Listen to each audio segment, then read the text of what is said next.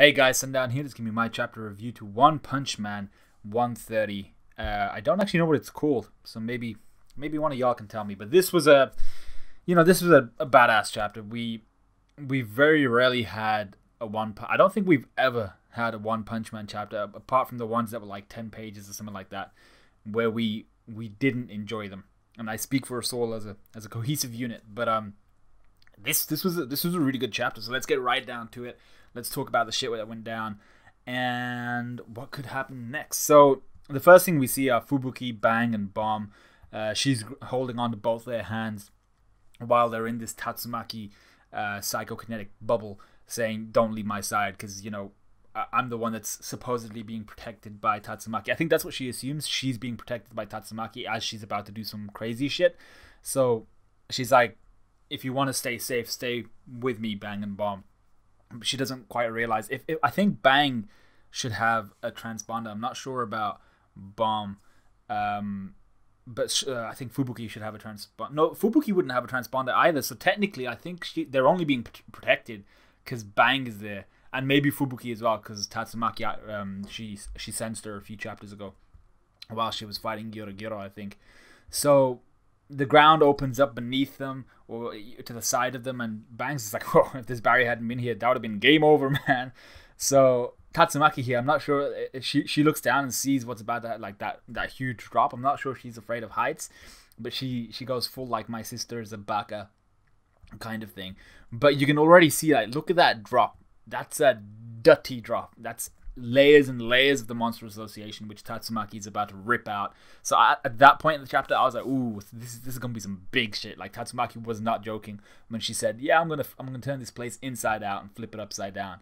I was like, "Yeah, okay." Like, I know you could probably do that, but let's see how that would look like. How would Murata go about drawing that? So then we go to the next part where we see Child Emperor still drowning within the body of evil natural water. And his consciousness was fading. He says it straight up. He's like, "My consciousness is fading." And he doesn't say in the next part, which is, "I'm about to die." There is no way I would accept that Child Emperor was just like, he had something else up his sleeve. For me, this looked like Child Emperor was on the brink of losing consciousness, inhaling a whole bunch of water, being dead really soon. So he's very, very lucky that Tatsumaki managed to, and that he actually kept his transponder on him, and that Tatsumaki decided, yeah, now's the time to flip the Monster Association inside out. And what I liked here was we see Bushido in the back, we see Ein, Okama Itachi, and just before that, actually, we see Child Emperor just kind of with his hands on the, like, he's kind of in a cat-cow position, or a cat-camel. I'm not sure which one it is. But I think the kind of recurring theme that I saw here in this chapter was the idea of like defeat from the heroes, but it's more so from like Child Emperor. I think he kind of gave me that vibe of this would have been defeat. You see the other three, Bushido, Okama Itachi, and Iain, they were defeated. You see Flash, no, not Flash, you see Atomic Samurai, who's also, I think, even though he says some shit, I'll get to that, he kind of also gave off the vibe of defeat. So did Pig God. So we'll get back to that. Apart from Bang, Fubuki, and Bomb, who were just chilling basically. But what I liked here was that Child Emperor, in his bubble, you have 3 holes. You have one for like, I think for the air to come in at the top, so it allows the water to drain from the 2 holes in the bottom. I thought that was cool. What I didn't understand was evil natural water. If you would slice off a bit of water, which is basically what Tatsumaki did, she encased a bit of water with Child Emperor still inside it. Is evil natural water not in control of that? Could he not just like murderize? Could he not just completely decimate Child Emperor while being in that Tatsumaki bubble? I feel like there's something important here. Apparently evil natural water has a main body of water. If we're to go by this, a main body of water he can control, and then the rest is kind of additional. If that part's cut off, he can't control it when it's without him. He has to be or it has to be touching it. I'm not quite sure how that works. Maybe that didn't make sense. But we go to Pig God, who's in Gums' mouth, and he's being extracted as well. We see the defeated but still very conscious Puri Puri prisoner, and he says his ass started glowing all of a sudden, and that's where he's being lifted from by the looks of things. So say what you want, but it feels like the transponder might be somewhere in his ass, and I'm not sure how I feel about that. We see Amai Mask. He's complaining about how he's dizzy, how his body feels light and fluffy, and he's being lifted away. You see Fiora Ugly here saying, "Why the hell are you floating, bro?"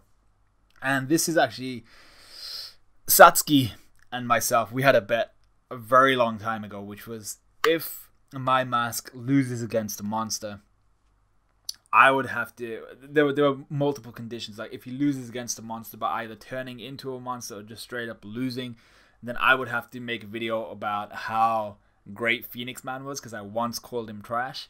And if my mask wins against I think it's a dragon level monster, then Satsuki has to make a video where with myself, Grim, and Zonin have scripted what he has to say, which would be pretty fun. So just to remind everyone of that, because it doesn't look so great for me here, but I have a feeling we're gonna get some redemption for Amai Mask, because I want to see more from this guy. We then go to Homeless Emperor and Zombie Man. You see Zombie Man here, he's been absolutely destroyed. He only has like from I think his lowest ribs upwards left.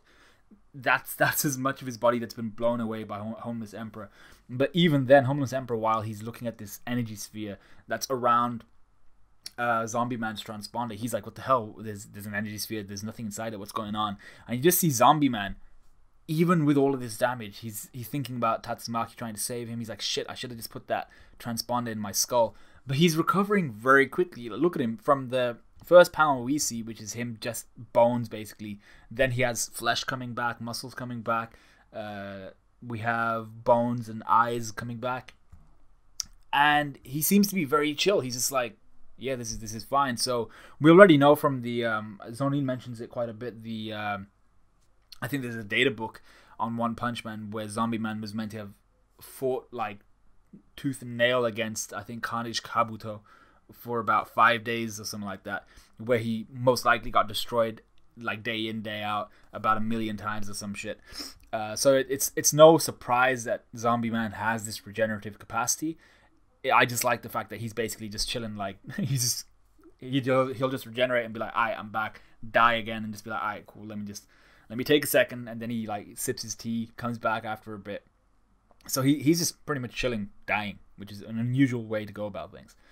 We then see Flash's transponder, which is underwater. We then actually go to Flash, who's with Saitama and the Toilet Monster. The ceiling caves in on them. And what I liked here was Toilet Monster, while he's just like, this is it, Flash's immediate response was, bitch, duck. And he actually tries to save both the Toilet Monster and Saitama. You can see him wrapping his arms around both of them. And not trying to, I don't think this was like a sprinter's kind of, I'm not sure what this was. This is either him sprinting away from the bit of the ceiling that was falling, or him pulling them towards the ground so they could avoid it. I think it might actually just be sprinting away from it.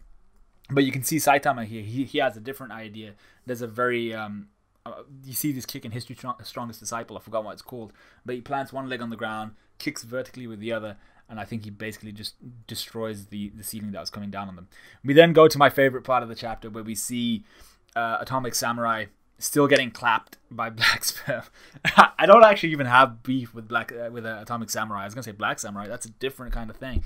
But Atomic Samurai, I love him. I just like getting on Grimm's nerves. But you see Black Sperm here. He punches towards Atomic Samurai, who then tanks the hit because of Tatsumaki's bubble, and he recognizes straight away. He's like, "Oh, Tatsumaki, cool." And he apologizes. He's like, "Okay, sorry, dude. There's an intermission. I'm gonna dip."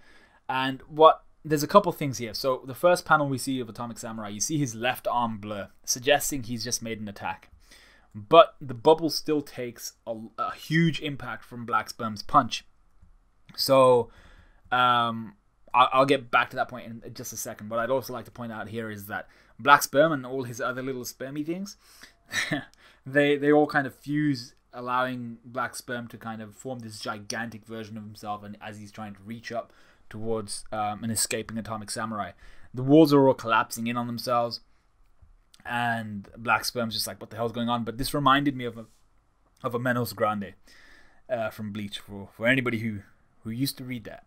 But we see Atomic Samurai here sheath his sword with a tink, and Black Sperm's arms both get shredded into pieces, and his entire body, his head, then just gets diced into tiny ass pieces, pissing him off to like no end again. And the thing that this is where I wanted to kind of talk a little bit. Atomic Samurai here says, "Farewell, special blade testing monster." Bruh, he cannot be saying that after he just got his ass handed to him by Black Sperm. And what I wanted to make mention of here is, it's cool that Atomic Samurai was fast enough to, with his, I think he is left-handed anyway, I'm not sure, but with his left hand, he slices, he's toothpicking his teeth, as opposed to his, I don't know, his hair. He's using his toothpick with his right hand, so I'm not sure which hand he prefers. He did use his left hand, maybe he's ambidextrous, I don't know. But he can't be talking that shit when, even though he made such a huge, like, awesome attack on Black Sperm in this chapter, if Tatsumaki's bubble hadn't been there, he still would have got squished. He would have got pummeled and sent flying across the room again. So he's chatting shit, and he's just there like, yeah, you're a special blade testing monster, but he's the one that's there bleeding with a slipper missing, and was basically just trying to survive his ultimate attack of, you know, that the light swing he did, that basically the Getsuga Tenshos that Atomic Samurai has been firing off. They haven't really been helping him so much because Black Sperm's been tanking him. Obviously, he might have the most difficult opponent, but I don't even think that looking at Black Sperm, he just seems to be annoyed. He doesn't seem to be serious. He doesn't seem to be going 100%.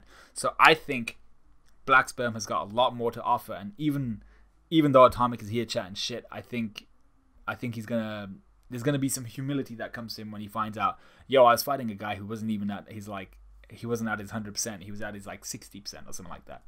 So we go back to Tatsumaki and Sayorochi. Psychos is just there like, oh shit, this is your maximum output, so you were holding back. And then we see Tatsumaki in all her glory being like, yeah bitch, I'm gonna show you what I can do. We see Saitama's kind of apartment complex cracking from the outside, so I think this is basically RIP for Saitama's area. You see the 3 holes where he fought the Lion King and that mole and all that shit. I think Saitama's house is gonna get wrecked. He's gonna be pissed.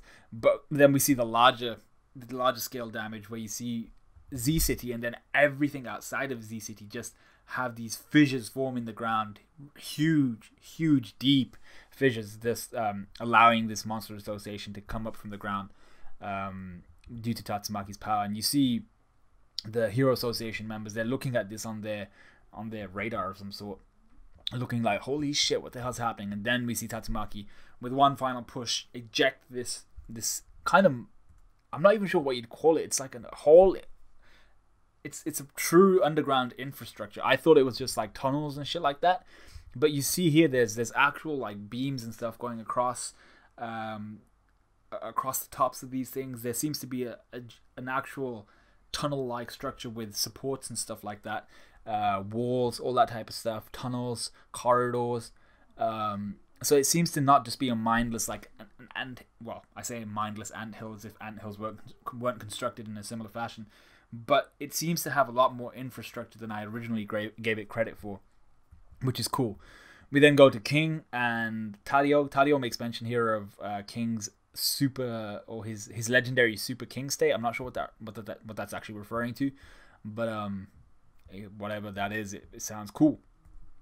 Their elevator snaps from the cables, falls all the way back down because they've been raised really high in one of these towers.